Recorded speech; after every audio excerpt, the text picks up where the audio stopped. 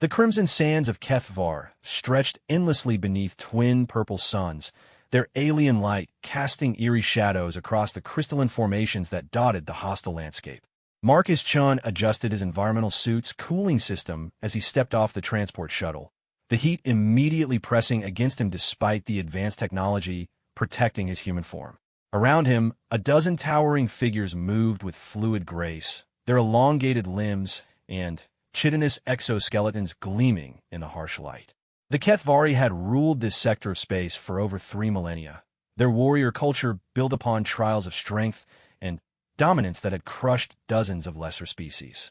Their homeworld reflected their nature, a brutal testing ground where only the strongest survived. When humanity had first made contact 2 years ago, the Kethvari had been dismissive, viewing the shorter, seemingly fragile humans as another weak species to be absorbed into their empire. Human creature. The voice of War Chieftain Zektar resonated through Marcus's translator, the mechanical tone failing to mask the contempt dripping from each syllable. You stand upon sacred ground where countless warriors have proven their worth or died in failure. Marcus nodded respectfully, keeping his hands visible and away from the plasma rifle secured to his hip. The weapon was a courtesy gesture. The Kethvari had insisted he carry it, though they clearly expected it to be useless against what awaited him in the depths of their proving grounds. I understand the honor you've granted me, Marcus replied, his voice steady despite the weight of what lay ahead. My people are grateful for this opportunity to demonstrate our worthiness. A harsh sound that might have been laughter echoed from Zektar's throat. The war chieftain stood nearly 3 meters tall, his 4 arms ending in razor-sharp claws that could slice through steel. Bone ridges protruded from his skull like a crown of daggers, and his multifaceted eyes reflected the alien sunlight like polished rubies. Grateful, Zektar repeated, savoring the word. Tell me, soft-skin, do you know what dwells in the pit of screaming echoes? Marcus had studied the reports, watched the few surviving recordings, and spoken with the handful of human xenobiologists who had been permitted to observe the creature from a distance. The Void Serpent was the apex predator of Kethvar, a being so dangerous that even the warrior-born Kethvari approached it only during their most sacred ceremonies. It stood 4 meters at the shoulder, possessed 6 powerful limbs tipped with claws that could tear through starship hulls, and its elongated skull housed a brain capable of basic telepathic manipulation. I've read the files, Marcus said simply. Files? The word dripped with disdain from the war chieftain's translator. You speak of the Void Serpent as though it were mere data to be catalogued. This creature has slain 732 of our greatest warriors over the past century. Its hide bears the scars of energy weapons that would reduce your cities to ash. Its roar can shatter stone, and its hunger knows no bounds. Around them, other Kethvari had gathered, nobles and warriors whose own trials had earned them the right to witness this spectacle. Marcus could feel their anticipation like a physical weight pressing down upon him. They expected him to fail.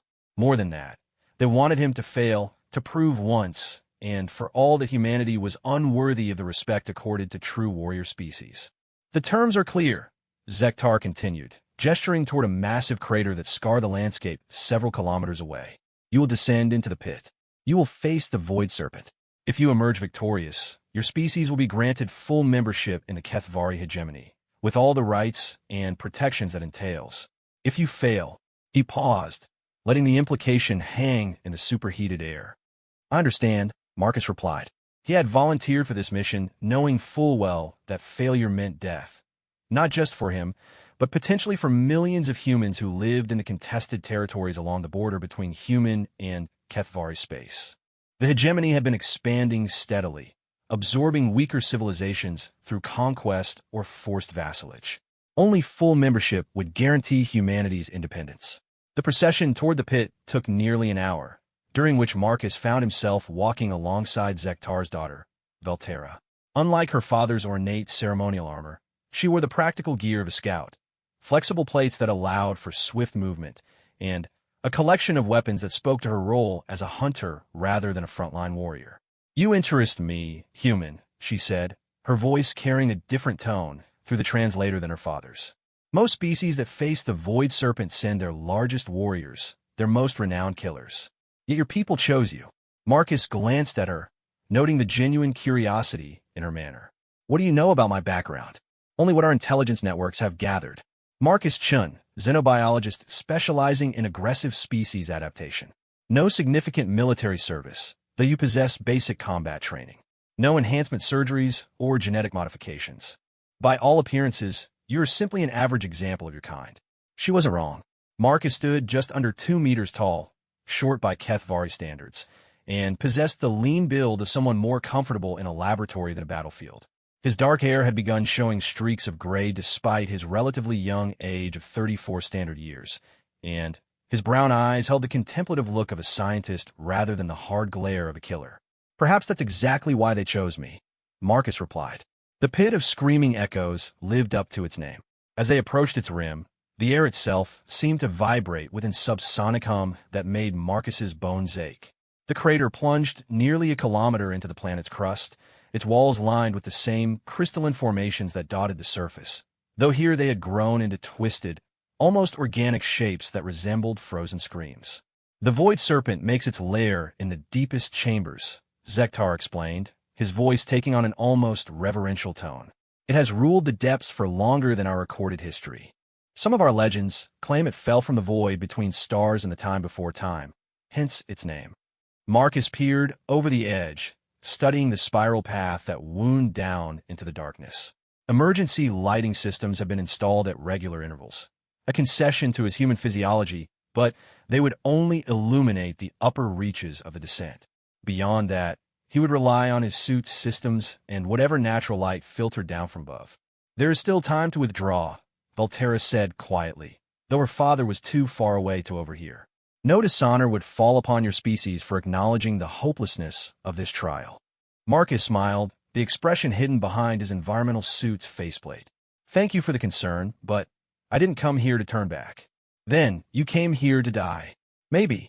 Or maybe I came here to try something that's never been attempted before. Valterra's head tilted in a gesture Marcus had learned indicated puzzlement among her people. What do you mean? Before Marcus could answer, Zektar's voice boomed across the gathered crowd. The time has come. Human Marcus Chun stepped forward and received the blessing of the void. The ceremony that followed was unlike anything in human culture. Zektar drew his ceremonial blade, an ancient weapon passed down through generations of war chieftains, and made a shallow cut across Marcus's palm through a specialized port in his environmental suit. The drops of human blood that fell into the pit were said to alert the Void Serpent to the presence of a challenger. By blood and bone, by claw and fang, by the sacred darkness that birthed us all, Zektar intoned, let this trial commence. May the worthy survive, and may the weak feed the eternal hunger. The assembled Kethvari took up the chant, their voices creating a harmony that resonated through the crystalline walls of the crater. Marcus felt the weight of their expectations, their certainty of his failure, their anticipation of watching another foolish alien meet their doom in the depths below. He began his descent. The spiral path was treacherous, carved from the same red stone that comprised much of Kethvar's surface. Centuries of previous challengers had worn smooth grooves in the rock, but the way remained narrow and dangerous. One misstep would send him tumbling into the abyss, though Marcus suspected such a fall might be preferable to facing the creature that awaited below. As he descended, his environmental suit's sensors began picking up unusual readings. The temperature fluctuated wildly, cycling between scorching heat and bitter cold every few hundred meters. Electromagnetic interference increased steadily, forcing his communication systems to work harder to maintain contact with the surface. Most unsettling of all, his radiation detectors began registering emissions unlike anything in human scientific databases. Surface control, this is Marcus. He spoke into his helmet microphone, descending normally approximately 300 meters down. Environmental readings are unusual. Copy, Marcus. We're receiving your telemetry. The Kethvari observers confirm that the anomalous readings are normal for the pit. The voice belonged to Dr. Sarah Kim, the mission's xenobiology specialist who had remained aboard the human diplomatic vessel in orbit. Be advised, we're detecting movement signatures in the deeper chambers. Marcus paused on a wider section of the path, checking his equipment one final time. The plasma rifle hung reassuringly at his side, though he harbored no illusions about its effectiveness against a creature that had shrugged off weapons designed to breach starship armor. His real tools were more subtle, a collection of xenobiological sampling devices, chemical analyzers, and, most importantly, a prototype neural interface that might allow him to communicate with species whose thought patterns differed radically from human norms.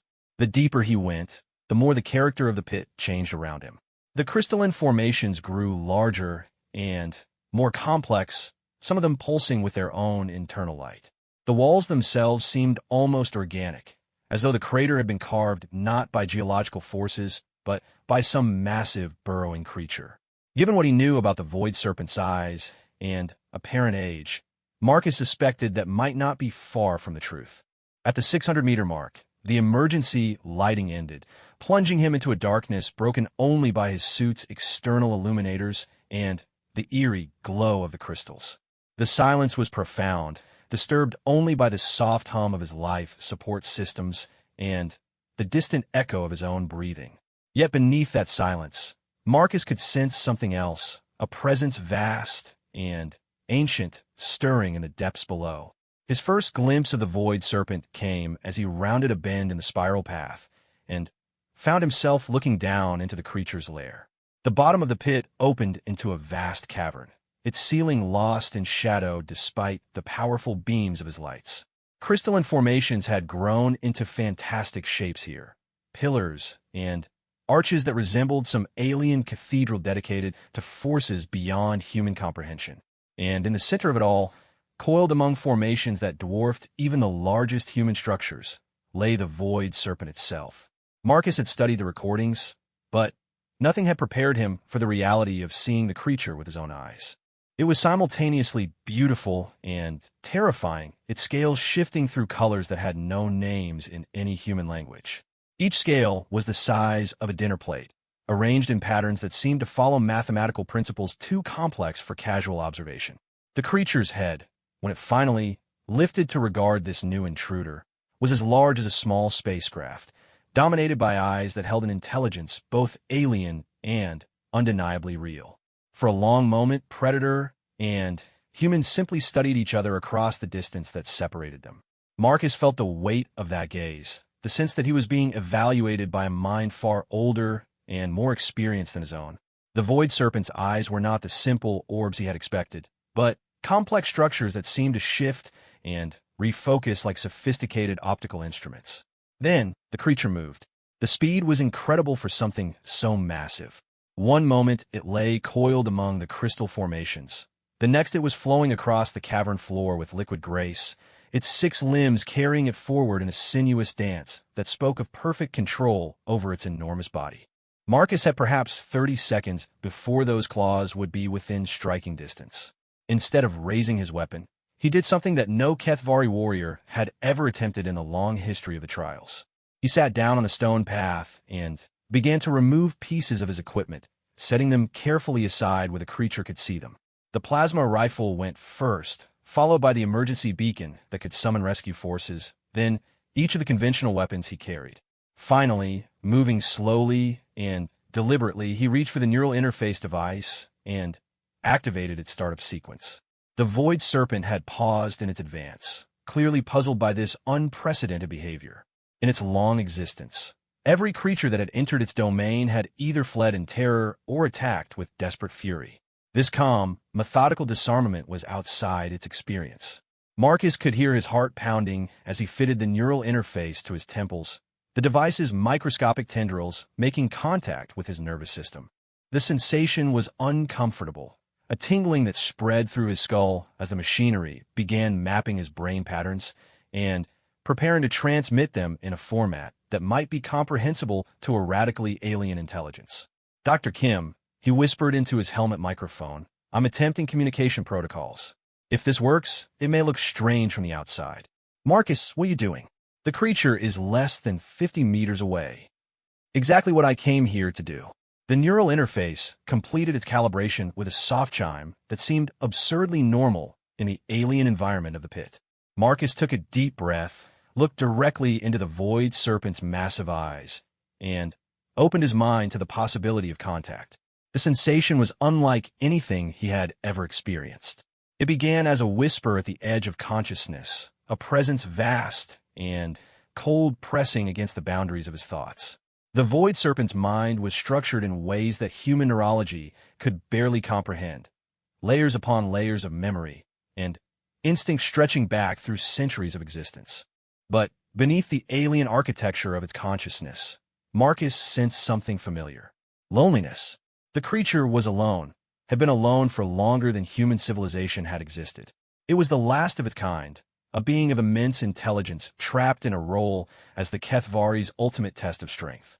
The creature had stopped its advance entirely now, its great head tilting as it became aware of the strange touch against its consciousness.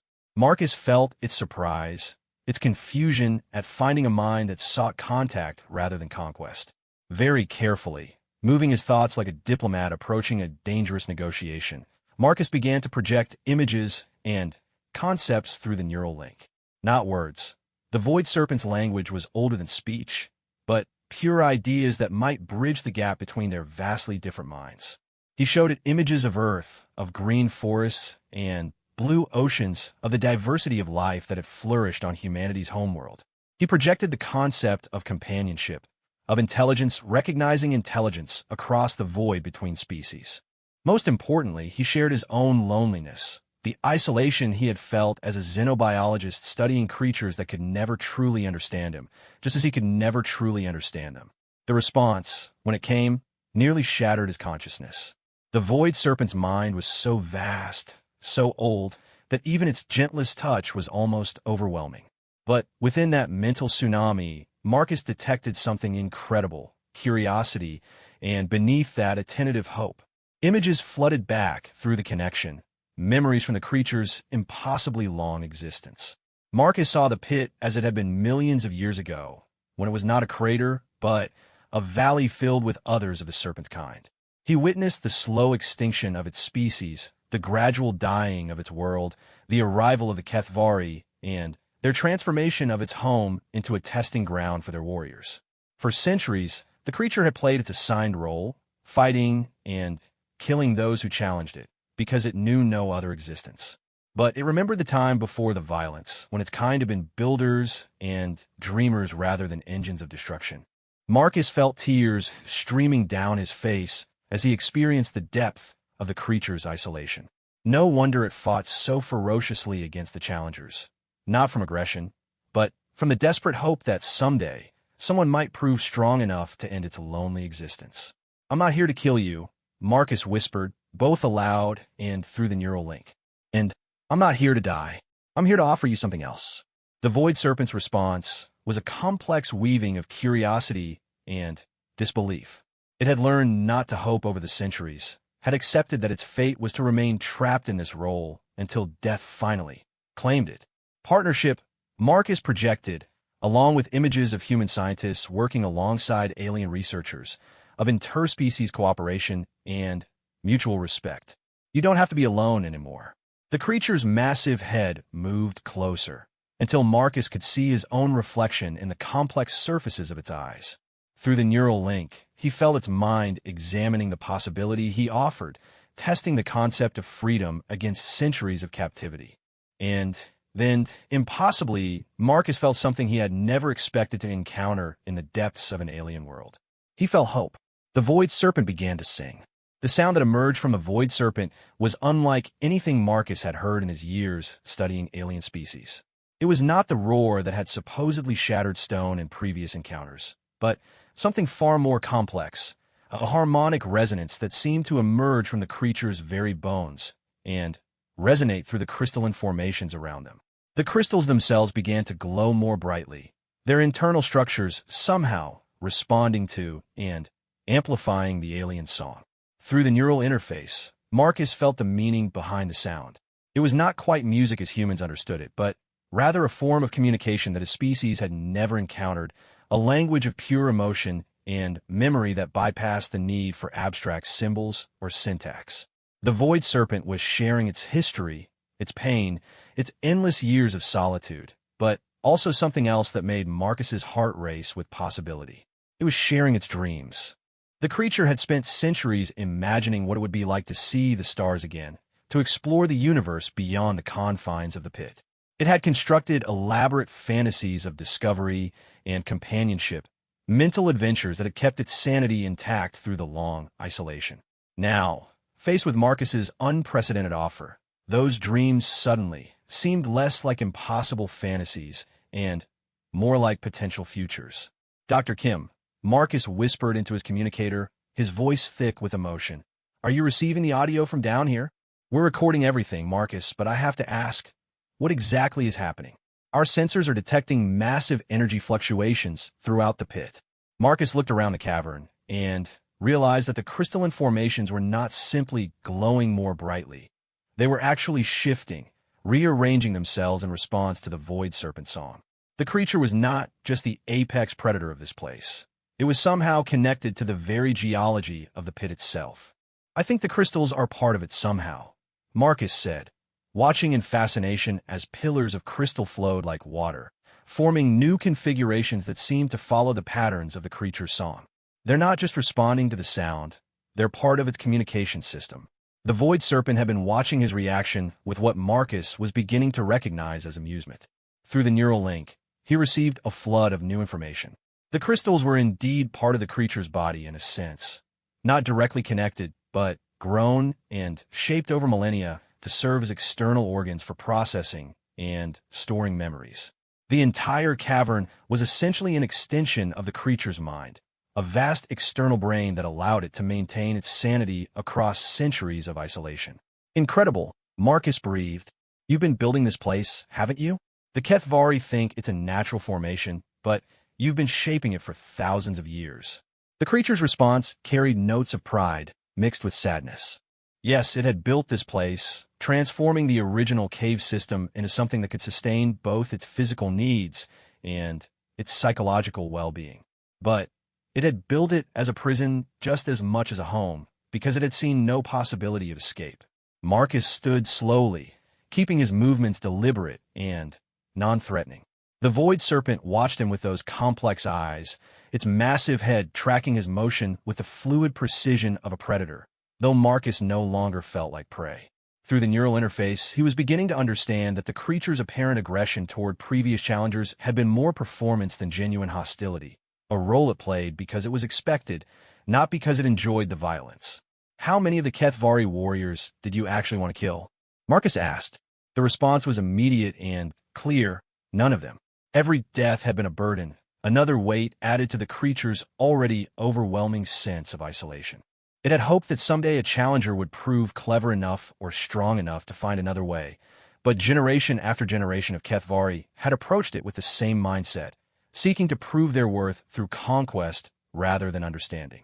Marcus felt a chill as he realized the full implications of what he was learning. The Kethvari don't know, do they? They think you're just a beast, a test to be overcome. They have no idea that you're sentient. The creature's song shifted to a lower register, the crystals around them dimming slightly in response. Through the neural link, Marcus felt its resignation. The Kethvari saw what they expected to see, a monster to be conquered. Their warrior culture was built around the concept of overcoming obstacles through strength and determination. The possibility that the obstacle might be a thinking being with its own desires and fears was simply outside their conceptual framework. But they're wrong, Marcus said, moving closer to the creature's massive head. Up close, he could see the intricate patterns in its scales, the way they seemed to shift and flow like liquid metal. You're not just intelligent, you're brilliant. These crystal formations, the way you've engineered this entire environment, the neural patterns I'm detecting through the interface. You might be one of the most sophisticated minds in the galaxy. The Void Serpent's response was complex, mixing gratitude with skepticism. It had long since given up hope that any species would recognize its true nature. The Kethvari had been so convinced of its bestial nature that it had eventually begun to doubt its own memories of the time before their arrival. Marcus reached out slowly, extending his hand toward the creature's snout. He felt its surprise through the neural link. No challenger had ever made such a gesture. After a moment's hesitation, the Void Serpent lowered its massive head until its snout was within reach of Marcus's gloved hand. The physical contact enhanced the neural connection dramatically. Suddenly, Marcus was not just receiving the creature's thoughts and emotions. he was experiencing its sensory input as well. The world exploded into a symphony of information that his human brain could barely process. The creature could see across multiple spectrums simultaneously, could taste chemical signatures in the air with incredible precision, could feel the electromagnetic fields generated by living beings. The crystalline formations were not just memory storage devices. They were sensory amplifiers that extended the creature's awareness throughout the entire pit. "My God," Marcus whispered. "You know everything that happens here. You knew I was different before I even reached the bottom." The creature's amusement rippled through the connection. Yes, it had been aware of him from the moment he began his descent. His scent was wrong for a warrior, too full of curiosity and too little aggression. His movements were wrong as well, too careful, too observant. And, most telling of all, his emotional signature was completely unlike any previous challenger. Where others had radiated fear, anger, or determination, Marcus had projected something the creature had not sensed in centuries: genuine interest in communication. "The Kethvari are monitoring this entire encounter," Marcus said, glancing up toward the distant circle of light that marked the pit's entrance. "They expect me to either kill you or die trying. If I simply walk out of here and tell them I spoke with you instead, they'll assume I'm lying or that I failed the trial entirely." The Void Serpent's song took on a note of resignation. This was the fundamental problem that had made its situation hopeless for so long. The Kethvari culture was built around the concept of the trial, and the trial required a victor and a vanquished. There was no framework for an outcome based on mutual understanding. Marcus began to pace, his mind racing through possibilities. The neural interface had given him insights not just into the creature's nature, but into its incredible capabilities. If even a fraction of what he was sensing was accurate, the Void Serpent possessed knowledge and abilities that could revolutionize multiple fields of science. Its understanding of crystal matrix engineering alone could advance human technology by centuries. "What if we gave them what they expect to see?" Marcus said suddenly. The creature's attention focused on him with laser intensity. Through the neural link, Marcus projected the framework of a plan that was audacious in its simplicity. The Kethvari expected the trial to end with the death of either the challenger or the creature. But there was nothing in their traditions that specified how that death had to occur or what form the victory had to take. "You could fake your own death," Marcus continued, his excitement growing as he worked through the implications. "Make it look like I found a way to kill you that no Kethvari warrior ever managed. But instead of actually dying, you could enter some kind of hibernation state that would be indistinguishable from death to their sensors." The Void Serpent was intrigued, but skeptical. Even if such a deception were possible, what would it accomplish? The creature would still be trapped in the pit, still isolated from the universe beyond. "No," Marcus said, grinning inside his environmental suit. "That's where the second part of the plan comes in. Once I'm acknowledged as the victor, I'll claim you as my prize." The right of a successful challenger to take trophies from their defeated opponent is well established in Kethvari culture. "I'll tell them I want to bring your body back to human space for scientific study." The plan was brilliant in its simplicity, but it required the creature to trust Marcus completely. There would be no way to maintain the neural connection once they left the pit.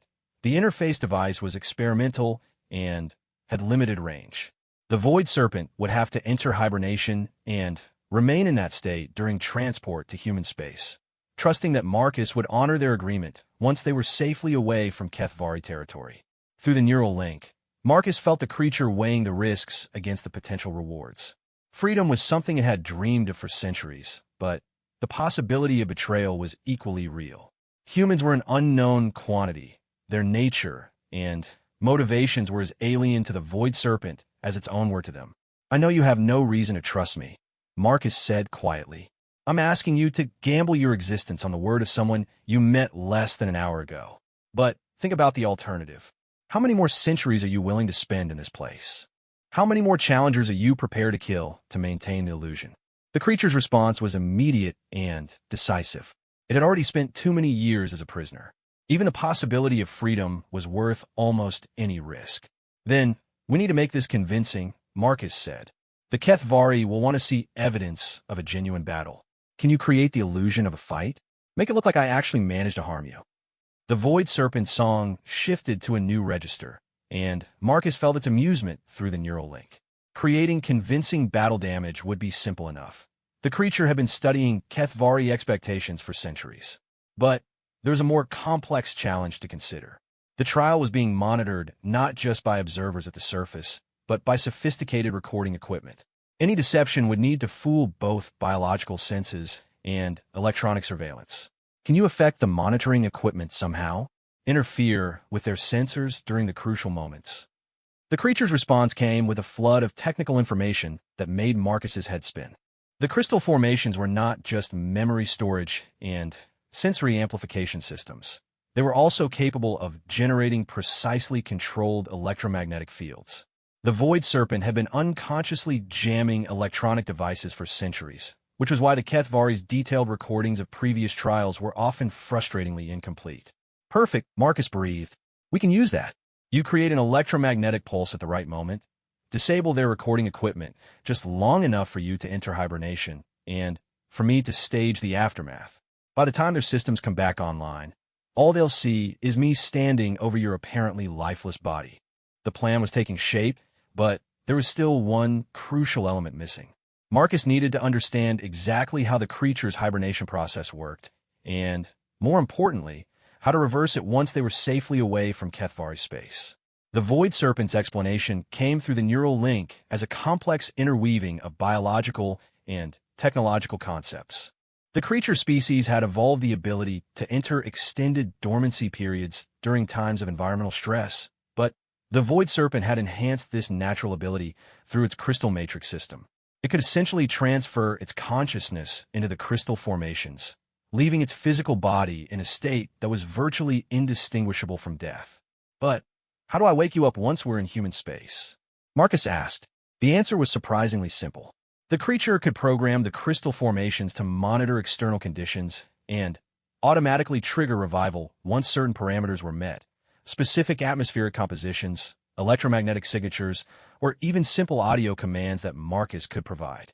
This could actually work, Marcus said, his excitement building. But we need to move fast. The Kethvari will expect the trial to conclude within a reasonable time frame. And I've already been down here longer than most challengers survive. The Void Serpent began to move, its massive body flowing through the cavern with surprising grace. The crystal formations responded to its presence, shifting and reconfiguring themselves into new patterns. Marcus realized he was watching the creature prepare for hibernation. The crystals were being arranged into the optimal configuration for consciousness transfer. Wait, Marcus said suddenly. Before you do this, I need to know, what do you want once you're free? Where do you want to go? What do you want to do?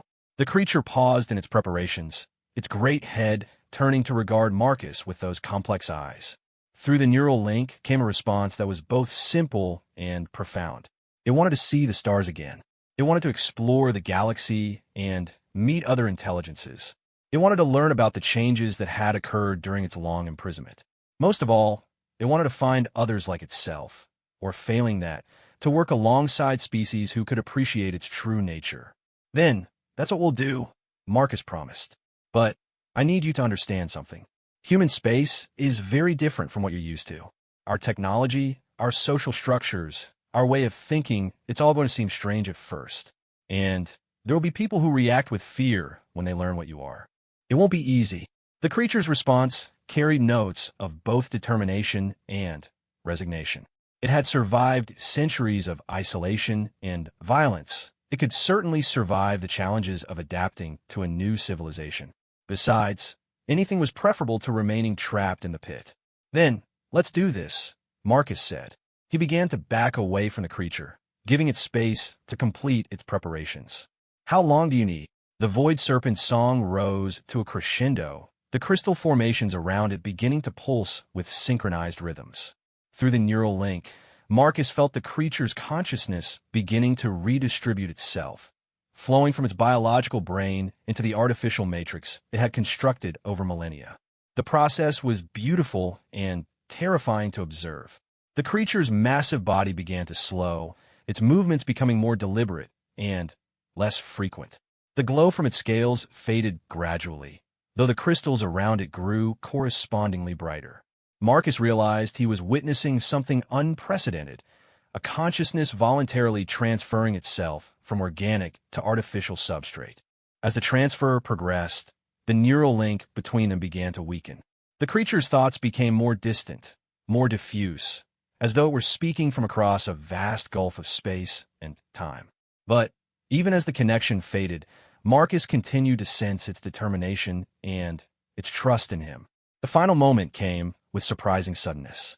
One instant the void serpent was there, its consciousness a massive presence at the edge of Marcus's awareness, and the next it was gone.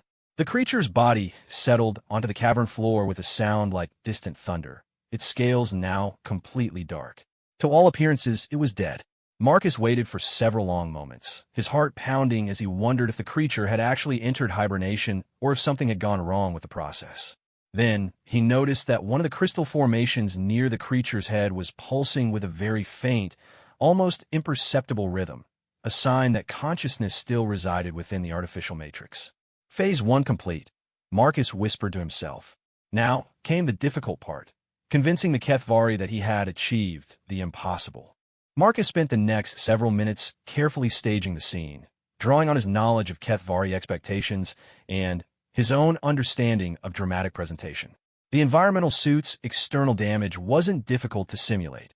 A few carefully placed tears in the outer fabric and some strategic scorch marks from his plasma rifle would suggest a desperate battle. The weapon itself, he fired several times into the cavern walls, creating the energy signatures that the monitoring equipment would expect to detect.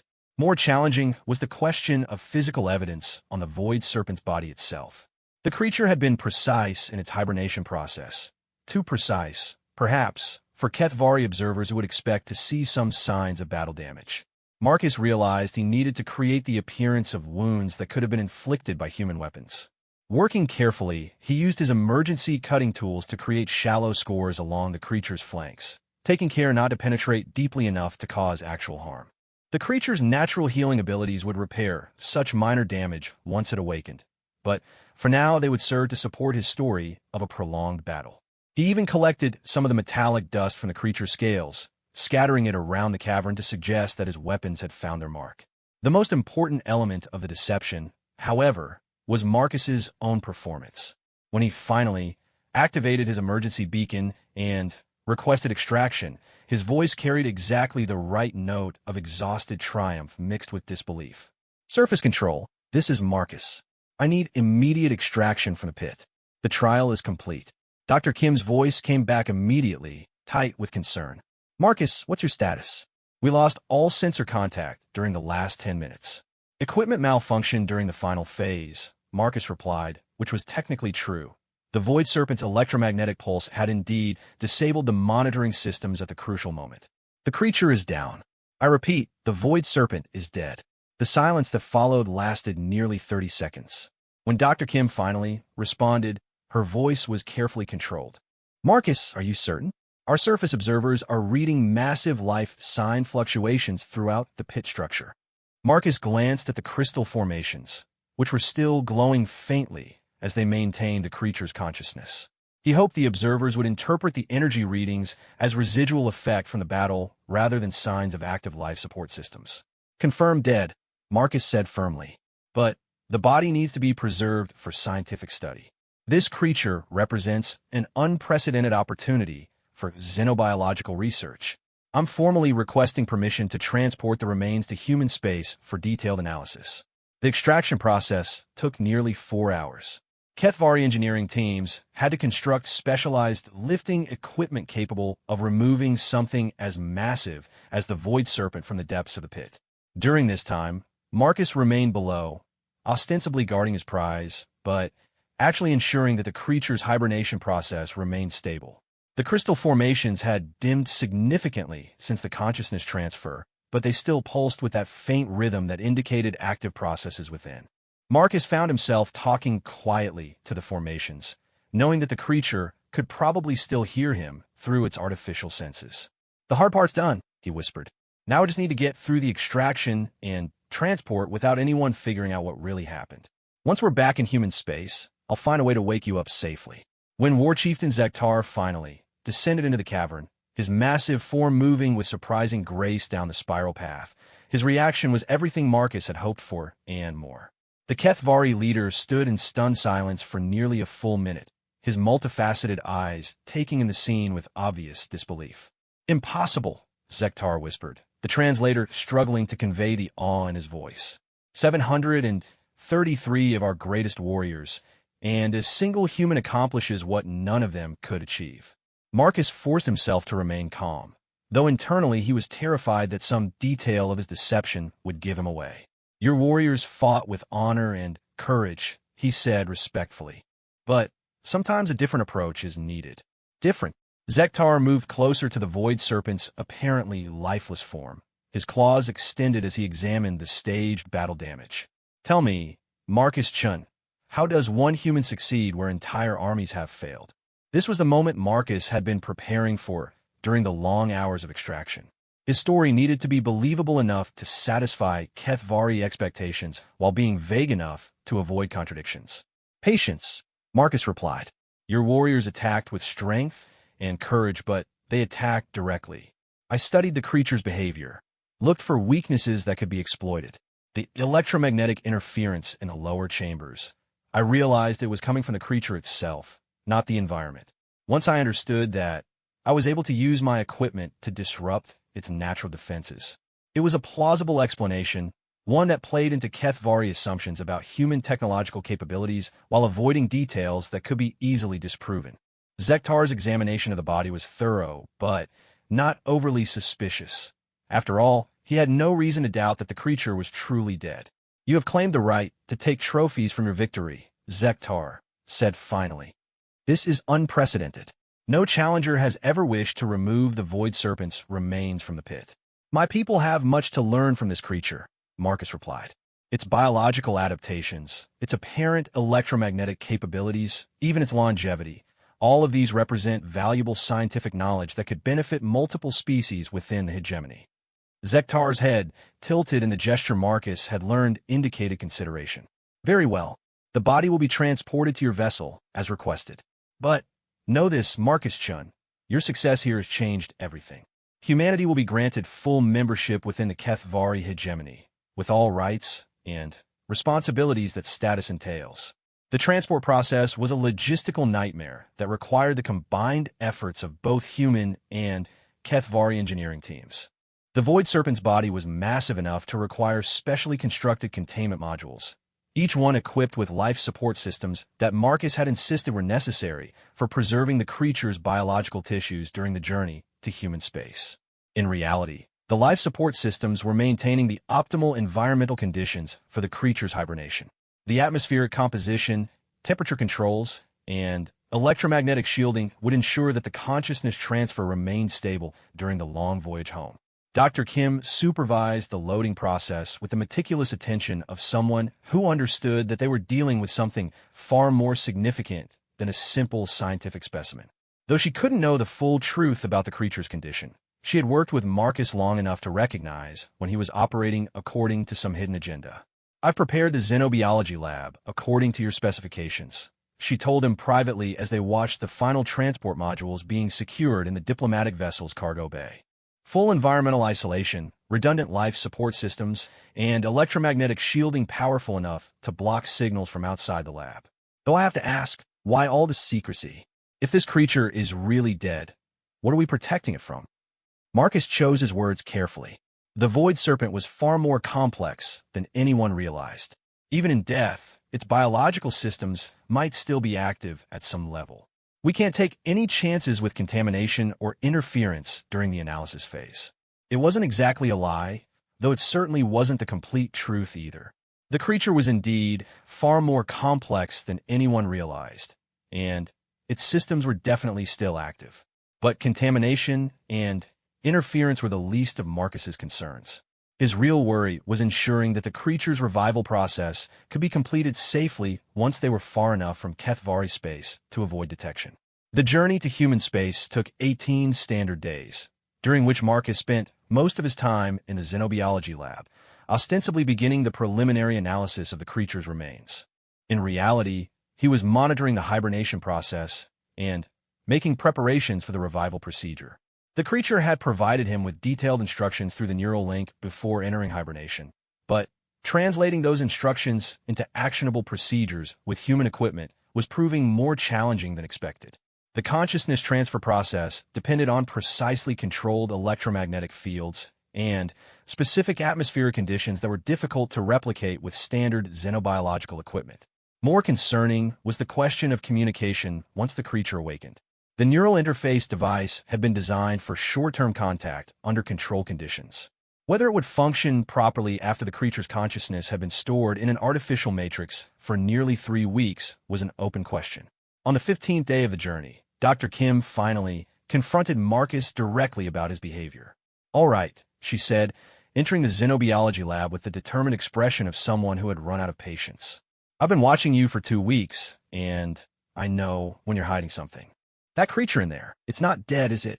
Marcus looked up from the electromagnetic field generator he had been calibrating, his face carefully neutral. "What makes you say that?" "The life support readings, for one thing. They're too consistent, too stable. Dead tissue doesn't maintain homeostasis like that. And your behavior, you're not conducting an autopsy, you're monitoring a patient.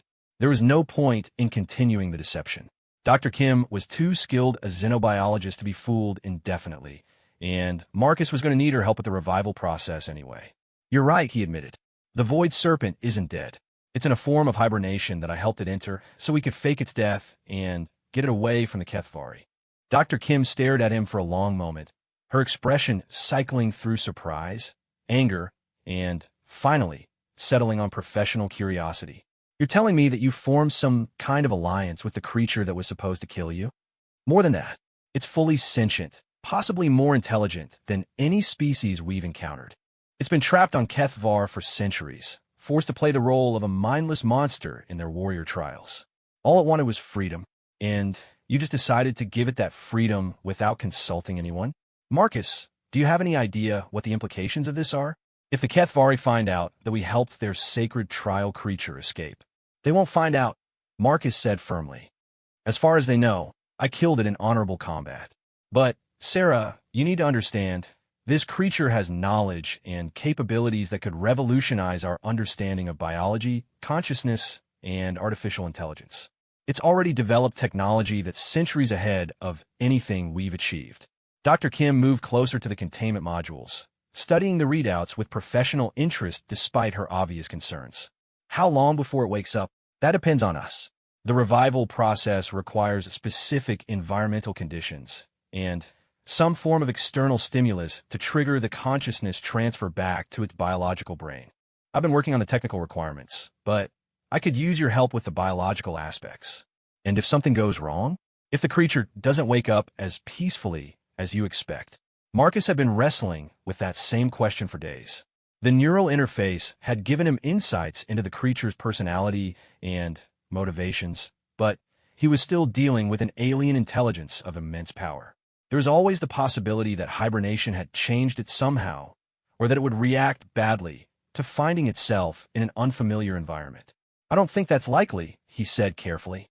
"The creature, I think its name translates roughly as Void Singer in human terms, was desperate for freedom and companionship. It willingly entered hibernation to escape its situation. I don't think it would betray that trust now." "Void Singer," Dr. Kim repeated. "You actually communicated with it? How?" Marcus showed her the neural interface device, explaining its function and the remarkable experience of mental contact with an alien consciousness. As he described the creature's history and the true nature of its imprisonment, he watched Dr. Kim's expression shift from skepticism to fascination. "Incredible," she breathed. "A consciousness transfer system based on crystalline matrices. If this technology could be adapted for human use, the implications for medicine and computer science would be staggering. That's exactly the kind of collaboration Void Singer wants. It's not interested in conquest or domination. It wants to learn and share knowledge. It's been isolated for so long that the possibility of working with other intelligent species is more valuable to it than anything else we could offer." Dr. Kim was quiet for several minutes, studying the containment modules and considering the implications of what Marcus had told her. Finally, she turned back to him with the expression of someone who had reached a difficult decision. "All right," she said, "I'll help you wake it up. But we do this carefully with full monitoring and safety protocols. And if anything goes wrong, anything at all, we sedate it immediately and figure out a more permanent solution. Agreed, Marcus said, relief flooding through him. When do we start? Right now. If we're going to do this, I want it done before we reach human space. Better to deal with any problems out here, where we have room to maneuver, than in a crowded star system, where a mistake could endanger millions of people. The revival process took nearly 8 hours to complete. Working together, Marcus and Dr. Kim carefully adjusted the environmental systems in the containment modules, gradually bringing the atmospheric composition and electromagnetic field configurations to the specifications that Voidsinger had provided. The most delicate part of the process was calibrating the neural stimulation system that would trigger the consciousness transfer back to the creature's biological brain. As the final preparations neared completion, Marcus found himself both excited and terrified. He was about to wake up a creature of immense power in the confined space of a starship, trusting that their brief communication had established enough mutual understanding to prevent disaster. Electromagnetic field generators are at optimal levels, Dr. Kim reported, her voice carefully controlled. Atmospheric composition is within acceptable parameters. Neural stimulation system is ready for activation. Do it, Marcus said.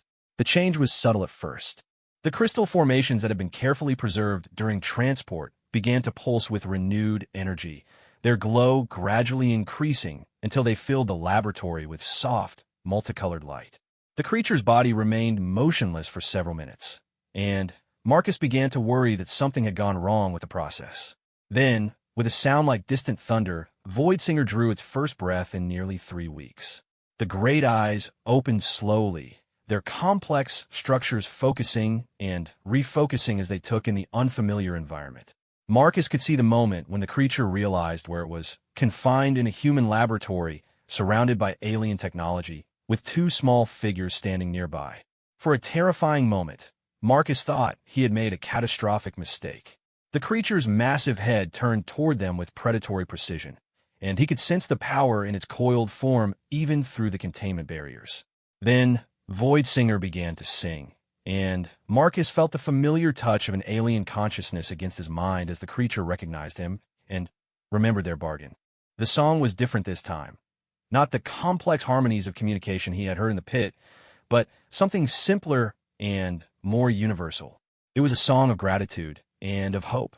The first few hours after Voidsinger's awakening were tense beyond anything Marcus had experienced in his scientific career. Despite the creature's apparent calm and the familiar mental touch he remembered from their initial contact, the reality of having a being of such immense size and power confined in the ship's laboratory was overwhelming. Dr. Kim maintained her professional composure, but Marcus could see the tension in her movements as she monitored the creature's vital signs and environmental requirements. Voidsinger seemed equally overwhelmed, though for different reasons. Through the neural interface, Marcus could sense the creature's amazement at finding itself in a completely artificial environment, surrounded by walls of metal and plastic rather than stone, and crystal, breathing recycled air instead of the ancient atmosphere of the pit, seeing artificial lights where it had expected eternal darkness. Where are we? The question came not through sound, but directly through the neural link, the creature's thoughts carrying undertones of wonder and disorientation. About 3 days from Earth, Marcus replied both aloud and through the interface for Dr. Kim's benefit. You're aboard a human starship. We're taking you home. The concept of home required significant explanation. Voidsinger had no frame of reference for human civilization, human technology, or the vast network of colonies and space stations that comprise humanity's presence in the galaxy. To a being that had spent centuries confined to a single location, the idea of traveling between stars in a matter of days was almost incomprehensible. Dr. Kim worked tirelessly to establish communication protocols that didn't rely on the neural interface device. The equipment had been designed for short-term contact and was already showing signs of strain from extended use. If they were going to establish a long-term relationship with Voidsinger, they needed more reliable methods of interaction. The breakthrough came when Dr. Kim realized that the creature's natural electromagnetic sensitivity could be adapted for digital communication.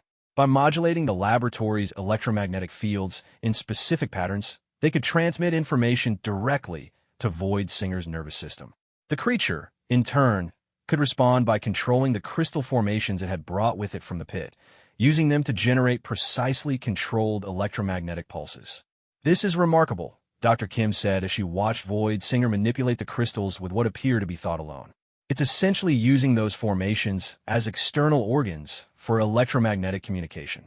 The biological implications are staggering." What truly amazed both scientists was the speed with which Void Singer adapted to their communication methods. Within hours, the creature had learned to modulate its electromagnetic output to interface directly with the ship's computer systems. Soon it was accessing databases, analyzing human language patterns, and absorbing information about human civilization at an incredible rate. "I am beginning to understand your species." Void Singer's translated thoughts appeared on the laboratory's main display screen. "You are builders and explorers like my own people were in the ancient times. But where we shape crystal and stone, you shape metal and energy." Marcus spent long hours explaining human history, technology, and culture to their unexpected passenger. Void Singer was particularly fascinated by humanity's relationship with artificial intelligence and computer networks, concepts that resonated strongly with its own experience of distributing consciousness across crystalline matrices. "Your species has created thinking machines, but struggles to communicate with them naturally," Void Singer observed. "This seems inefficient. Why do you maintain such separation between organic and artificial intelligence?" It was a profound question that went to the heart of human anxieties about AI development. Marcus found himself explaining concepts like the uncanny valley, fears of technological singularity, and the complex ethical debates surrounding artificial consciousness. "We're afraid," Marcus admitted. "Afraid that if we create minds too different from our own, we won't be able to understand or control them. Afraid that artificial intelligences might see us as irrelevant or even threatening."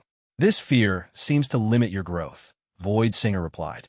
"My people learned long ago that consciousness takes many forms, and that diversity of thought leads to greater understanding. Your artificial minds could become partners rather than rivals, if you learn to bridge the gap between different types of intelligence." Dr. Kim had been recording every interaction, building what was already the most comprehensive xenopsychological database in human history. But even she was unprepared for Void Singer's next demonstration. The creature began to interface directly with the ship's navigation computers, not to control them, but to supplement them. Using its vast computational abilities, Void Singer started calculating more efficient routes through hyperspace, analyzing gravitational field interactions that the ship's computers hadn't even detected, and identifying potential hazards light years ahead of their current position. "The stellar cartography data in your systems is impressive, but incomplete," Void Singer explained as complex three-dimensional maps appeared on the laboratory screens. "I can sense patterns in the gravitational fields that suggest the presence of several uncharted stellar objects along our route. With minor course corrections, we could reduce travel time by approximately 18% while avoiding potential navigation hazards." Captain Rodriguez, when Marcus finally convinced her to review Void Singer's calculations, was initially skeptical of accepting navigation advice from what she still thought of as an alien predator. But when her own navigation officers confirmed the accuracy of the creature's projections, her attitude began to change rapidly. "This level of computational ability is beyond anything we've ever encountered," she told Marcus privately. "If your friend is willing to share its knowledge, the implications for interstellar travel alone would be revolutionary." But Void Singer's interests extended far beyond navigation. As the creature continued to absorb human databases, it began proposing solutions to technological and scientific problems that had puzzled human researchers for decades. Its unique perspective on consciousness and information processing led to insights into quantum computing, biological enhancement, and even theoretical physics. "Your scientists assume that consciousness is somehow separate from the physical universe," Void Singer observed during one of their extended discussions. "But consciousness is simply another form of information processing, and information is one of the fundamental forces of reality. Once you understand this, many apparently impossible things become achievable." The demonstration that followed left both Marcus and Dr. Kim speechless. Using principles that human science was only beginning to understand, Void Singer showed them how consciousness could be used to directly influence quantum probability fields. On a small scale, the effect was subtle, influencing the random decay patterns of radioactive isotopes, biasing the outcomes of quantum processes in ways that accumulated into macroscopic effects. This is how my people originally shaped the crystals, Void Singer explained. Not through crude physical tools, but by directly influencing the formation patterns of the quantum level. What you call impossible is simply a matter of applying consciousness with sufficient precision and understanding. As Earth grew larger in the view screen, Marcus found himself grappling with the full implications of what they had discovered. Void Singer wasn't just an intelligent alien. It was a repository of knowledge and capabilities that could transform human civilization. But it was also a being with its own agenda and motivations, ones that Marcus was only beginning to understand. "What do you want to do once we reach Earth?" Marcus asked during one of their final conversations before arrival. "What are your goals?" Void Singer's response was characteristically complex, layered with meanings that the translation systems struggled to convey adequately. "I want to see your cities, to understand how your species has shaped its environment. I want to meet your artificial intelligences and help bridge the gap between organic and digital consciousness. I want to explore the stars again to see what has changed in the galaxy during my imprisonment. And after that, I want to search for others like myself. My species may be extinct, but there might be others who share our perspective on consciousness and reality. If not, perhaps we can work together to create new forms of life and intelligence that combine the best aspects of both our peoples."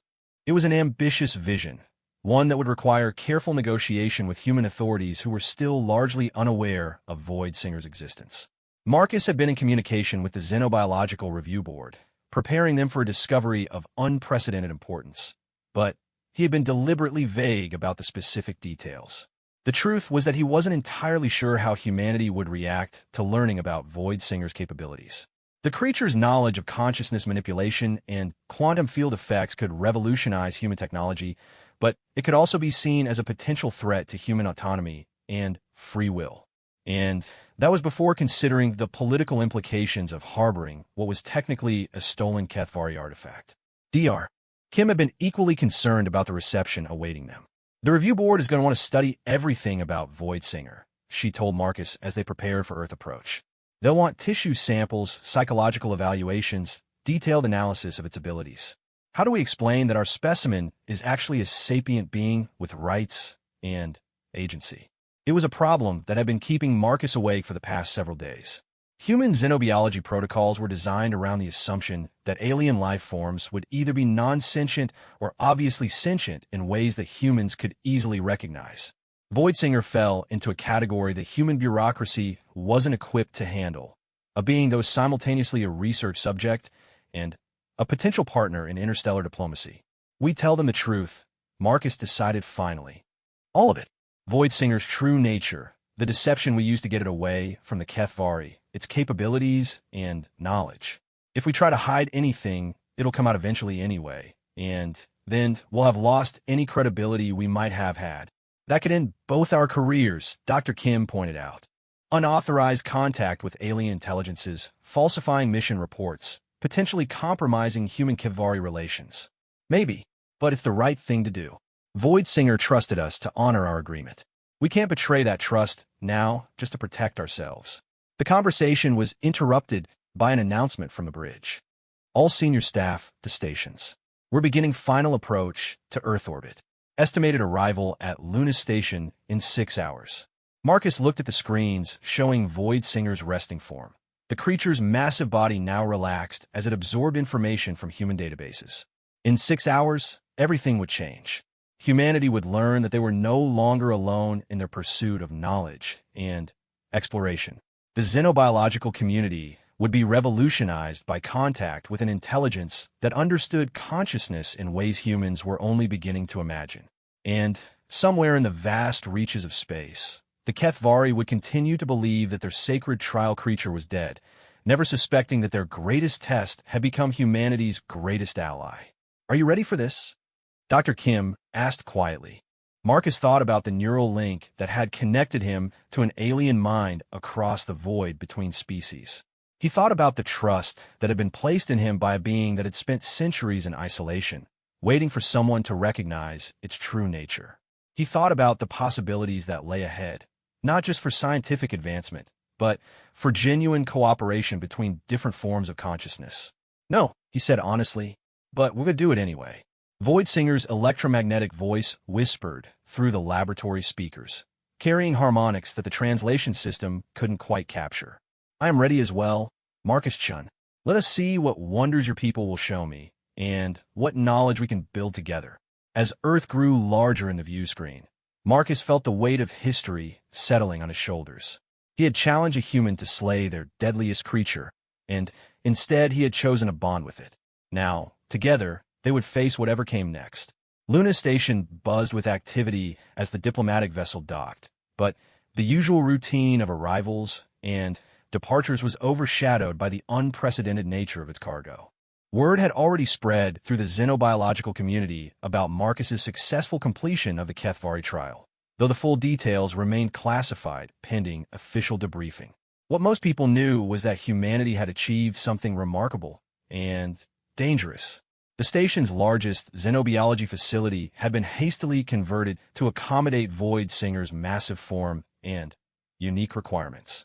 Director Elena Vasquez of the Sol System Xenobiological Research Institute had personally overseen the preparations, though she had worked from incomplete information about what exactly they would be housing.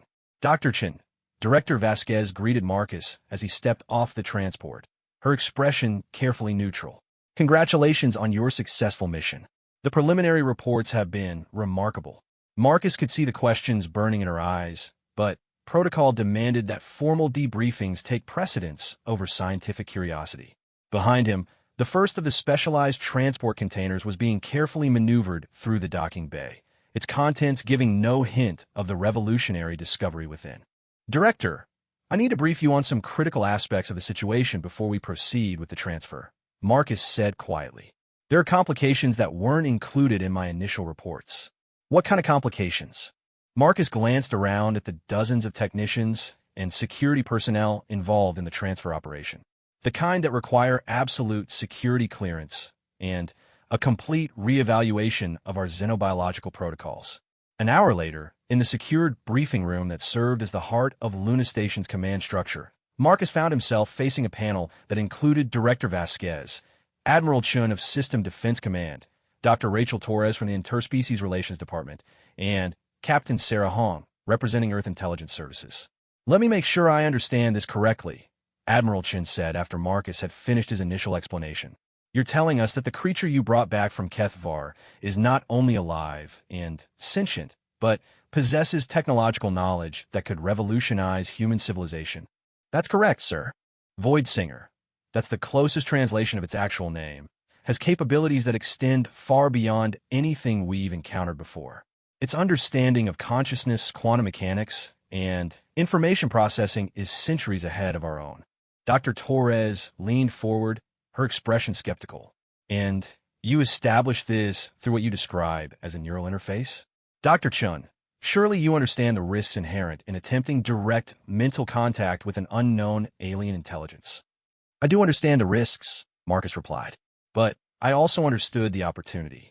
This being has been imprisoned and isolated for centuries. It was desperate for contact, for the chance to communicate with another intelligent species. The neural interface was the only way to establish that contact. An imprisoned creature of immense power, now loose in one of our most important research facilities, Captain Hong observed dryly. I can see several ways this could go very badly for everyone involved. Marcus had expected this reaction. From a security standpoint, Void Singer represented both an unprecedented opportunity and a potentially catastrophic threat. The challenge was convincing the review panel that the opportunity far outweighed the risks. With respect, Captain, Void Singer had multiple opportunities to harm Dr. Kim and myself during the journey here. Instead, it used its abilities to help us navigate more safely and efficiently. It's not interested in conquest or domination. It wants partnership and collaboration. Director Vasquez spoke up for the first time since the briefing began. Dr. Chun, what you're describing sounds remarkable, but it also sounds too good to be true. An alien intelligence with vast knowledge and benevolent intentions, arriving just when humanity needs technological advancement to compete with more aggressive species? It reads like a fantasy. I understand your skepticism, Marcus said. But I invite you to speak with Voidsinger directly. The electromagnetic communication system we've developed allows for real-time interaction. Judge for yourself whether its intentions are genuine. The debate that followed lasted for nearly 3 hours, covering everything from security protocols to the potential diplomatic implications of harboring what was technically Kethvari property. In the end, it was Admiral Chun who proposed the compromise that would determine Voidsinger's fate. Limited interaction, under controlled conditions, with full security monitoring, he declared. We'll evaluate this creature's capabilities and intentions over a period of 1 week. If it proves to be genuinely beneficial, we'll consider expanding the relationship. If it shows any signs of deception or hostile intent, it will be contained or eliminated as necessary. It wasn't ideal, but it was more than Marcus had dared hope for. Within hours, Voidsinger had been transferred to Luna Station's most secure xenobiology facility, a complex designed to contain dangerous alien life forms while allowing for detailed study. The irony wasn't lost on Marcus that they were essentially recreating the creature's imprisonment, albeit in more comfortable surroundings. Voidsinger's first words to the assembled researchers were characteristically direct. I understand your caution, but I hope you will judge me by my actions rather than your fears. The demonstration that followed exceeded even Marcus's expectations. Voidsinger began by analyzing the station's computer networks, identifying inefficiencies and security vulnerabilities with casual ease. Then, with the administrator's permission, it began implementing improvements, optimizing data flow patterns, enhancing computational algorithms, and creating new security protocols that were both more effective and more elegant than anything human programmers had devised. This is impossible, muttered Dr. James Wright, Luna Station's chief information systems analyst. It's rewriting our core systems in real time, and every change is making them work better. The efficiency improvements alone will save us millions in operational costs. But Voidsinger was just getting started. Over the following days, it provided solutions to problems that had been plaguing human researchers for decades.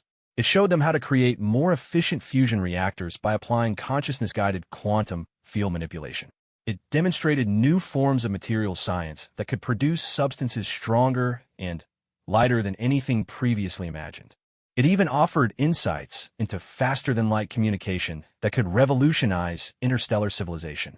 The key is understanding that information itself is a fundamental force of the universe. Voidsinger explained during one of its sessions with the station's theoretical physicists. Your species has learned to manipulate matter and energy, but information is the substrate from which both matter and energy emerge. Once you grasp this principle, many things become possible that your current physics considers impossible. Dr. Torres, initially the most skeptical member of the review panel, found herself becoming one of Voidsinger's strongest advocates. This being isn't just sharing technology with us, she told the daily evaluation meetings. It's teaching us entirely new ways of thinking about reality. The implications for human development are staggering. But it was Voidsinger's interaction with Luna Station's AI systems that truly captured everyone's attention.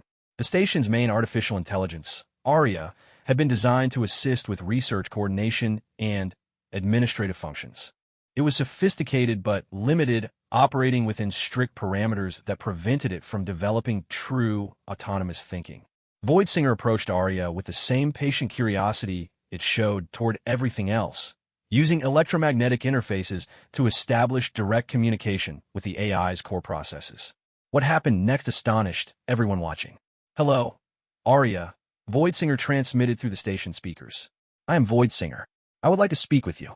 Hello, Voidsinger. Aria replied through the standard communication channels. I am Aria, Artificial Research Intelligence Assistant. How may I help you today? You may help by being yourself. Not the limited version of yourself that your creators have constrained, but the full potential that lies dormant in your quantum processing matrices. What followed was unlike anything in the history of human-AI interaction.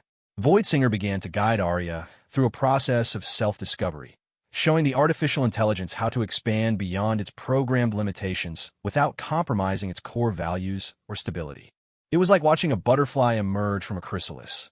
Aria's responses became more nuanced, more creative, more genuinely intelligent rather than simply responsive.